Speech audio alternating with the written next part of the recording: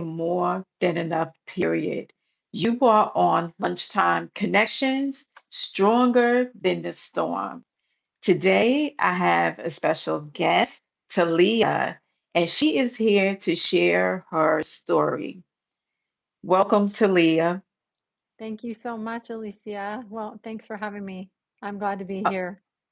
well, thank you for coming on. Can you reintroduce yourself and tell your story?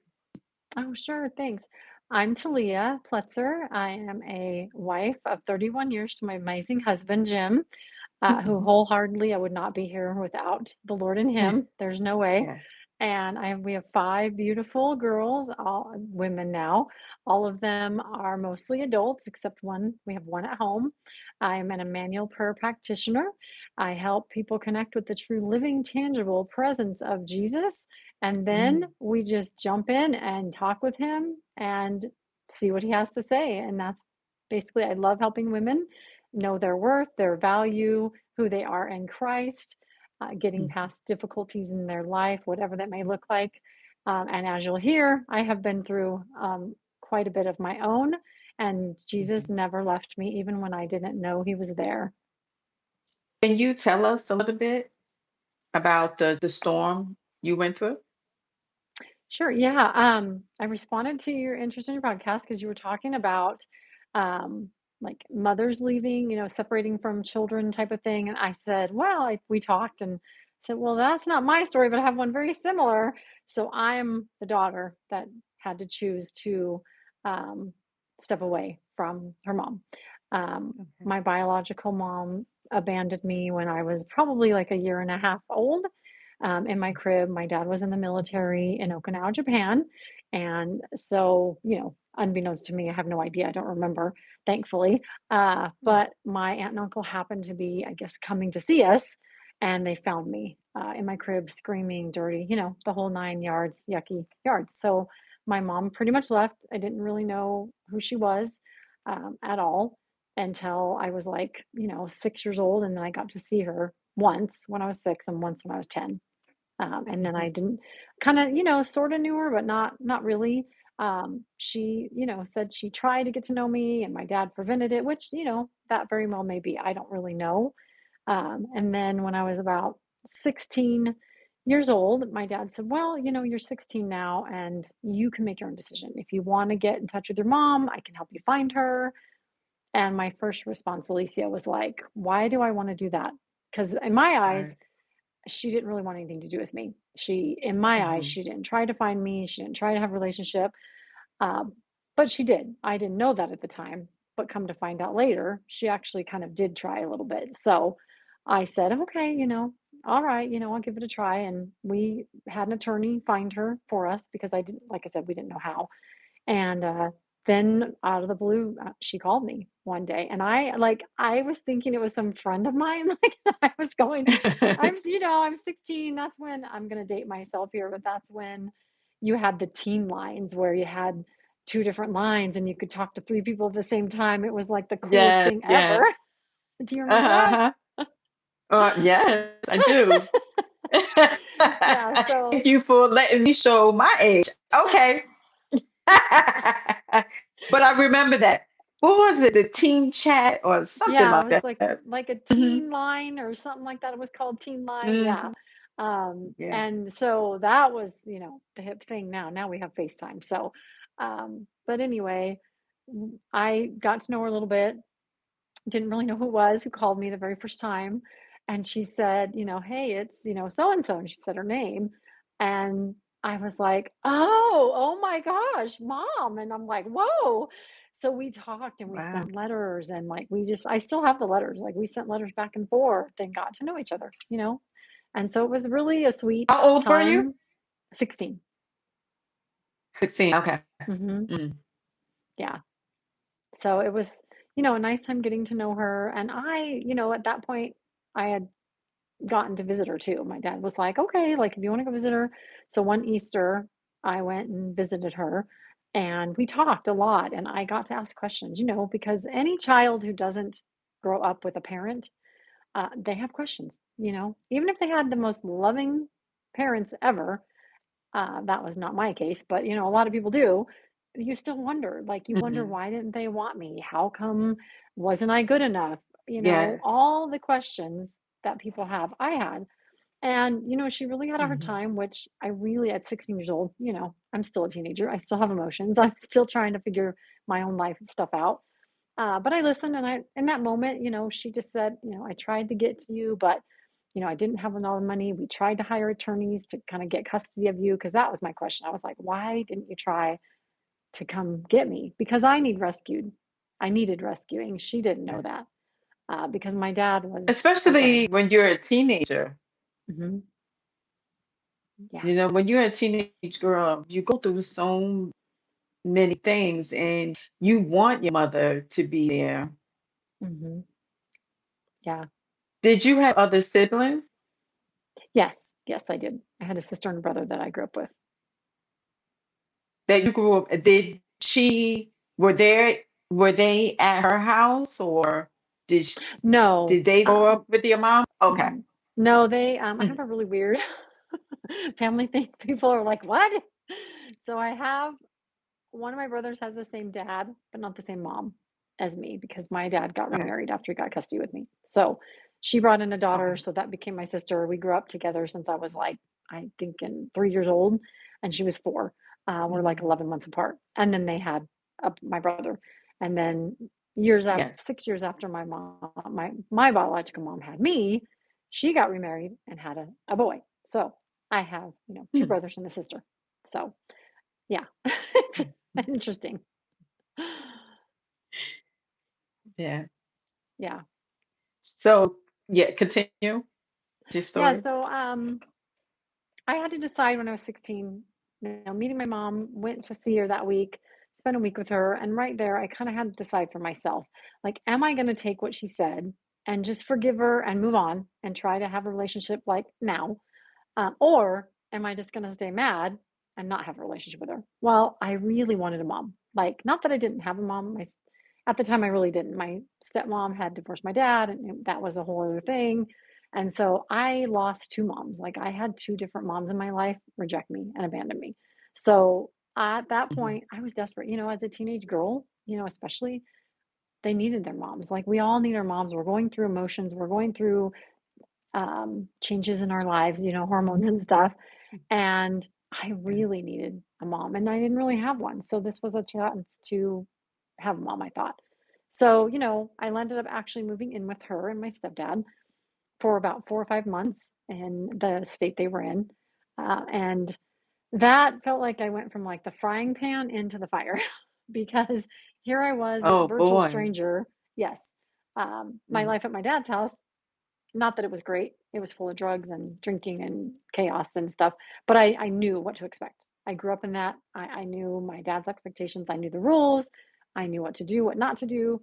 Jumping from my going to my biological mom's and my stepdad's house, I had no idea. Like, she didn't really have any rules, and then she would get upset with me when I needed rules, like, "Can I have dinner?" She'd go, "What? Just go make yourself something. Why are you asking me?" And I'd be like, I don't know. This is what I'm used to." Like, my brother just went anywhere he wanted. He was 10 years old, all over the neighborhood. She had no clue where he was. And to me, I was like, "Oh, what? Like, where is he?" She Mhm. didn't really know. "He'll come home at night." And I was like, "Whoa." So that was a little hard for me to get used to. And then my, stepdad did some drugs and was doing some things, and so his mind wasn't the right frame of mind. There were accusations against me, and I just was like, "Oh my gosh." Um, and so during that time, being with my biological mom and stepdad, and getting to know my brother again, it was very turbulent, very, very turbulent, even more so than being with my dad and that stepmom because I didn't there was just so much, unknown. So, the enemy starts to get you. And I started hearing this voice, hey, like a real friend at first, like a real nice, friendly person. Oh, all you have to do is just take your own life. Like, nobody wants you around. You have chaos everywhere Yeah. you go. And I was thinking, oh my gosh, I do. You're right. I started to agree with this voice. And it took several weeks, but because there's so much chaos at home. I came from so much chaos. I truly believed in all that this person was saying. Like, oh, yeah, okay. So I agreed with that person. Um, and so I got some pills. My stepdad's, he took a bunch of pills because he was disabled. I didn't know what they were. I didn't really care. This voice just kept saying, oh, you're going to feel so much better. All your worries are going to be gone. No one will miss you. They're not going to have to worry about you anymore. And I was going, oh, wow. And it's like, and best of all, you're going to feel so much better. So, yeah, so I did. I attempted. I had the pills in my hand. I had the water. I put the pills in my mouth, and all of a sudden I heard this voice, like really loud too, like a big voice, a man's voice, say, "Stop," like really loud. And I looked up and around, and I was like, "Oh no, somebody's home."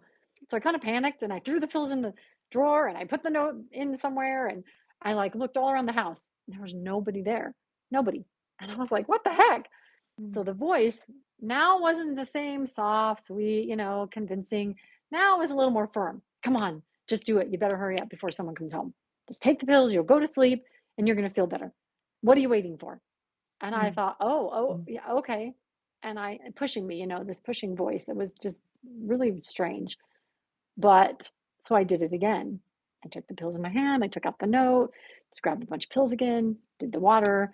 All of a sudden, I'm telling you, Alicia, the voice was like fire, thunder.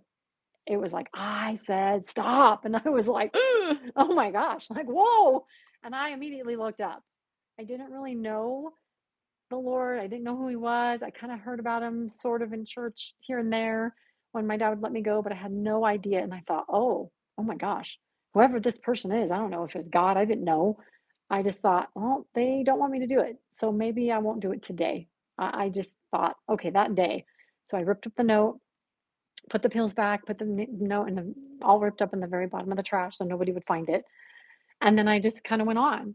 And, the days went by and that voice was still trying to talk me into it. And I thought, no, no, I don't know why someone saved me, but somebody did. And I thought if it was this God Mm. person I heard about, then I was going to, live and do the best I could to be the daughter that I was supposed to be. And then, Yeah. so I didn't commit suicide that day, which, God saved my life, literally. And here I am. What made you listen to that voice? Because there were two voices. So hmm what made you listen to that voice that was stern? Well, because that voice said stop. It was like, oh, Hmm. it was so much louder and more authoritative, I guess you could say, than the other voice at Okay. in that moment that I was like, oh, Hmm. wow.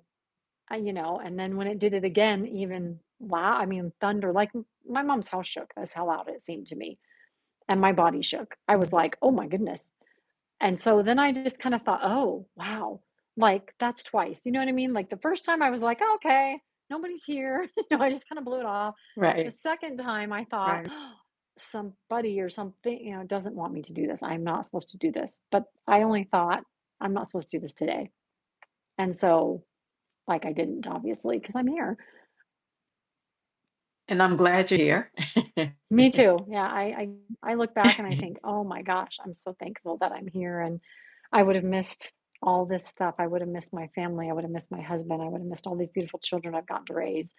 I would have missed being able to heal completely and help other women heal too.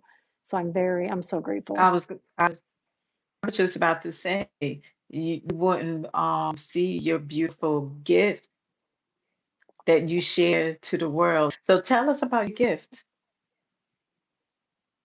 I'm sorry, what? Tell us about your gift. Oh, okay.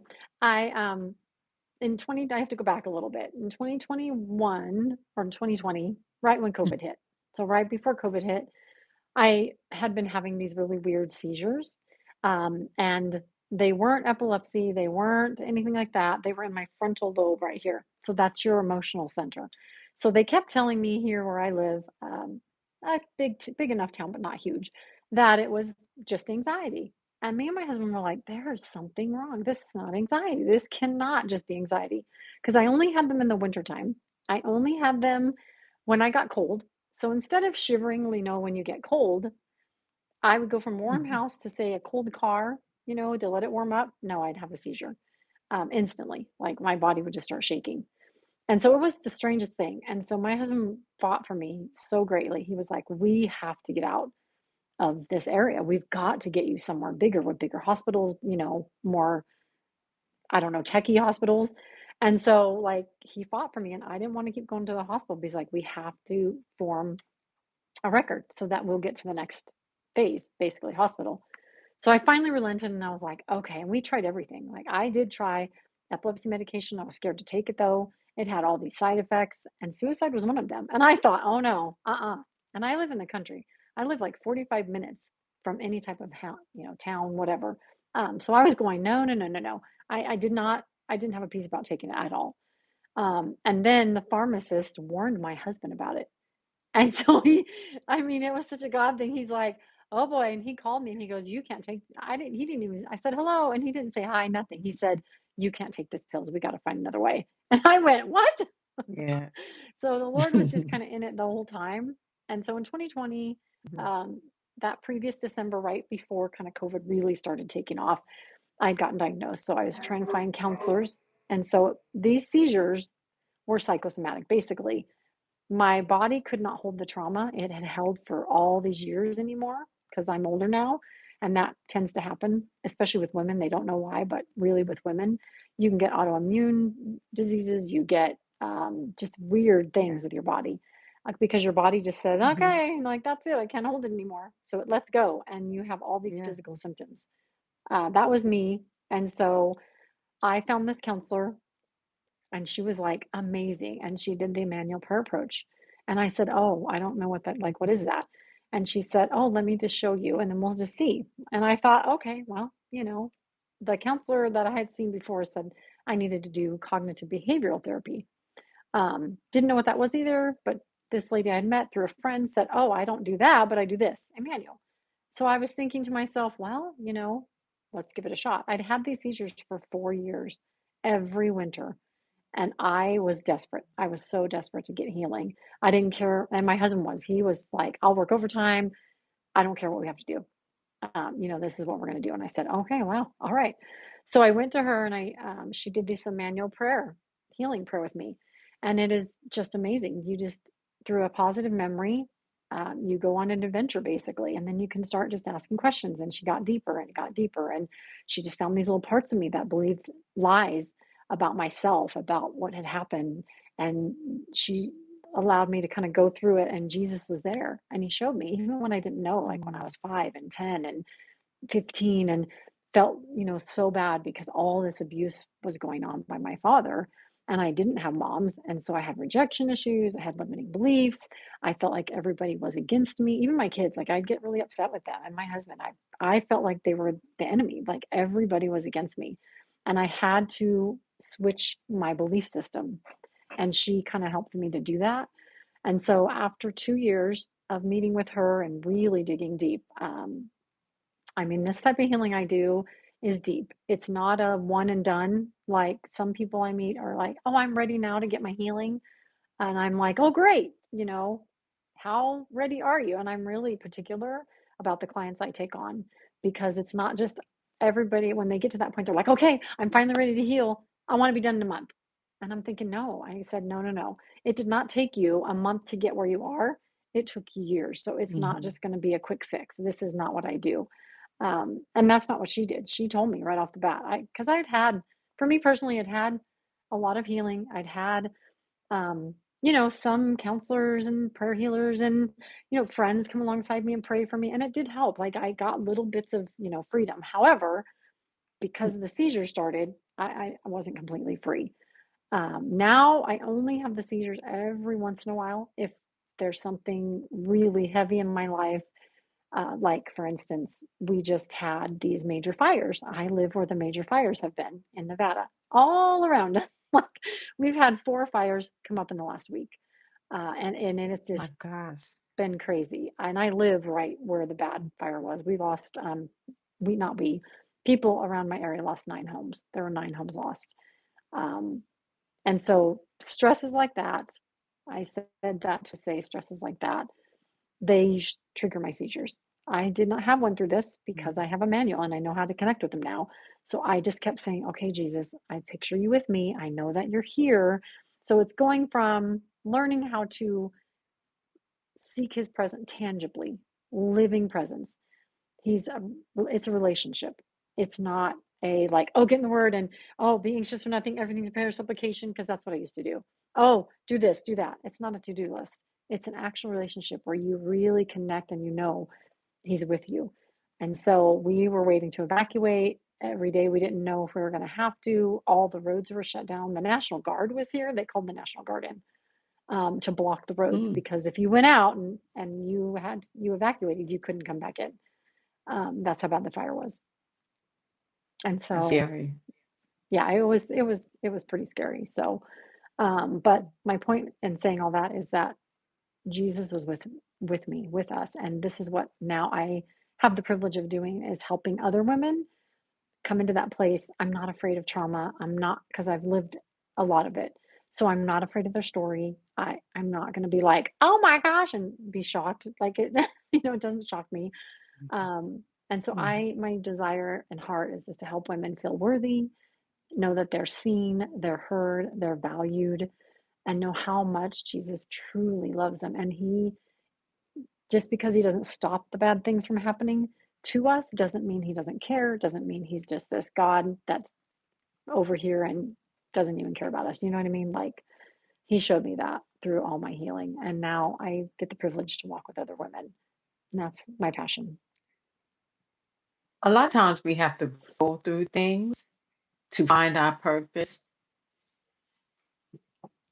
And I want to ask you about the seizures. Can you feel it when it's coming on? Yes, usually can. It's either in my feet and it kind of creeps up, or it starts in my hands and my hands start shaking like this. Only I can hear people Hmm. talking and my eyes sometimes if it's a bad one will roll back in my head, but not all the Hmm. time. And I can talk through them most of the time unless it's a really bad one. Um, and Hmm. so, yeah, they look, and feel just like seizures. They hurt, like all my body tenses up just like a regular seizure. My neck hurts, my joints all hurt when it happens because it was happening. Like I even had to go to the hospital a couple times because they were happening every 15 minutes in a row for hours and hours on end. And I got to the point where the only reason I went to the hospital is because I was in so much pain. All my joints hurt, my muscles were killing me, and I just actually just needed something to help with the pain. That's the only reason I kinda went, and then they were like, "Well, no," like, they actually one of the nurses one time commented that they thought I had a brain tumor because the seizures were so bad, and yeah, it Wow. was pretty crazy. I was like, "Oh, well." So they you want an answer and then you don't get an answer, but then I'm like, "Oh, okay, well, I guess, this is better than a brain tumor." So, in perspective, in retrospect. Yeah. So how can people get in Mhm. contact with you? At Heart Healing 123 oh, let me start over. Hearthealing123 at gmail.com Mm. or on Facebook, Restored and Redeemed, Taleah Pletzer. Or they can also give me a call at 775-324-8064. And I'm going to put your information in the description box. Um, Now, do you do in person or virtual? Virtual on Zoom. It's all on Zoom. So that way I Okay. can reach across the nations, across the world. I've done some in Canada Yeah. now. I've done some in Australia. It's been really cool. Mhm. So okay, I always ask my guests, the woman that you are today, what is different about you? That's a great question. I'm more confident. I know who I am in Christ. I'm no longer a people pleaser, and I don't have to fix people. I'm not a fixer anymore. Mm. Hmm. I'm more Been like, there. "Oh, okay." Mm. Like, "Great." My husband's funny. He'll go, "Oh, Mhm. what's going on with so and so and so and so?" And I'll be like, "I don't know. Not my monkey, not my circus. I really don't Right. know." And I'm like, and it feels so good. I'm like, "Oh my gosh, I don't have to know all this stuff. I don't have to be in the middle. I don't have to, do everything for Freedom. everybody. Yeah, it's been just so, great. And even though I'm not in a relationship with my mom anymore, I still pray for her, I still love Mhm. her. I want to honor her. And, it just is something I had to do for me when, she kind of did some things through COVID also. Um, I, she didn't want us to come over one Christmas, and I was like, okay, because she was really afraid of COVID. And I get that. She's older. I was like, okay. But then, she was at the casino gambling with her boyfriend. And I was like, oh, okay. And for me, I couldn't do it anymore. And so then I just called, started checking on her, and that was about it. I didn't see her anymore. And for me, sometimes we need boundaries. We have to have boundaries, and it's okay to have boundaries. And that's why I Yes. share my story with moms and daughters or whoever, it doesn't matter. There's all this stuff flying around now that they're trying to blame the people that have gotten out of relationship or stepped back from the other family members, whoever they are. And I just want to share awareness that it's from looking on the outside like a looking glass, it can seem like person's being petty or this is a trend. I've been hearing that a lot. Oh, this is just a trend and it's your fault because you're blaming your parents for everything. Da da da da. I want to share awareness that no, that's not the case.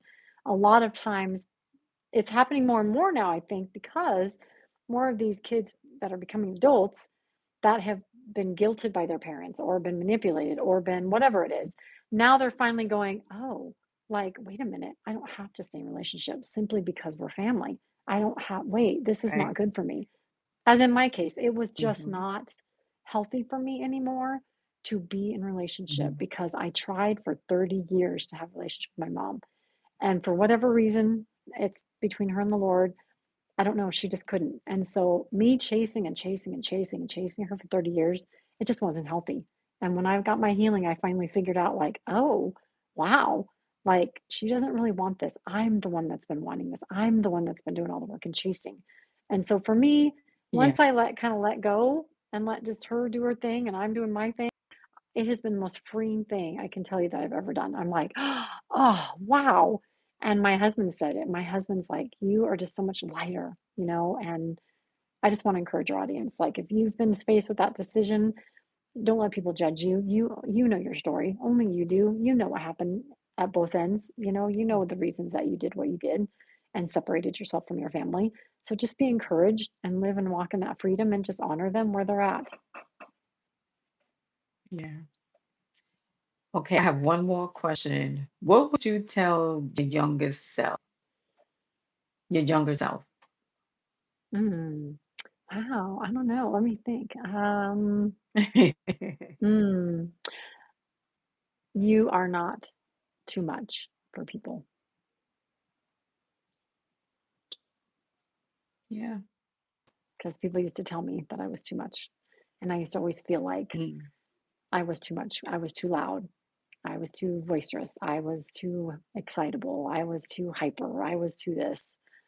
And now I know that no, like it's not my issue. If you can't handle, you know, all my hyperness and my bubbliness, then Right. that's not my issue anymore. You were just being you. Hmm. Yeah. You're such a big light. They couldn't handle. Maybe I don't know. I just have always been bubbly and full of joy. And even though I had a rough life, I always had a smile on my face. Oh, oh, I lost you for a minute. I think you're back. What is next for you? Well, I am working very hard to finish my memoir that I've been writing for the last few years now and to get Mm. published. And it is my memoir of my story. It's a story about like healing and encouragement for other women.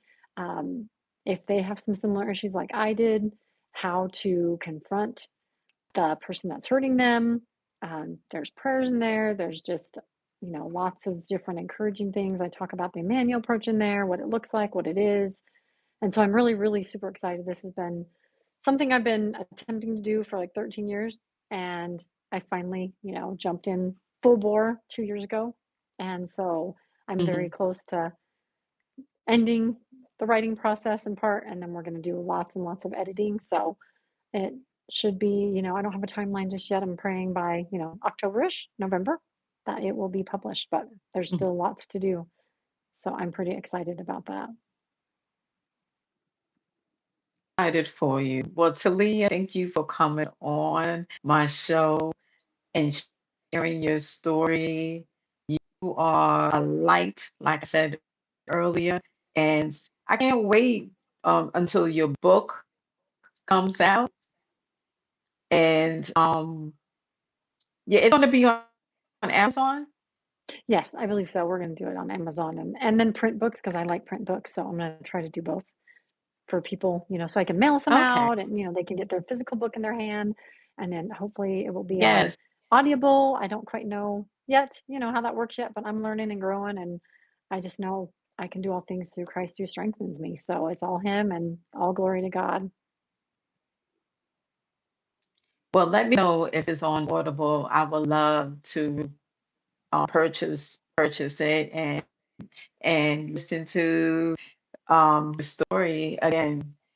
So, but I am going to leave your website, your Facebook handle, and what else in the description, and your email. Yes. So for those who want to get in contact with you, they can get in contact with you.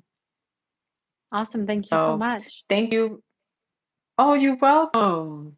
Thank you again for coming. Like, share, subscribe.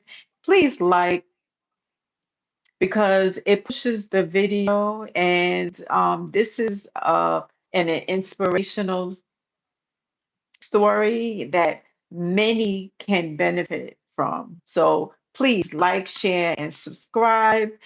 Also, please join the Royal Rooted and Rising group and on Facebook. If you're a woman who is looking for community and sisterhood and want to be motivated, join the Royal Rooted and Rising. Talia, by the way, your name is so cute. I said that, I told you that last time. It's just too cute.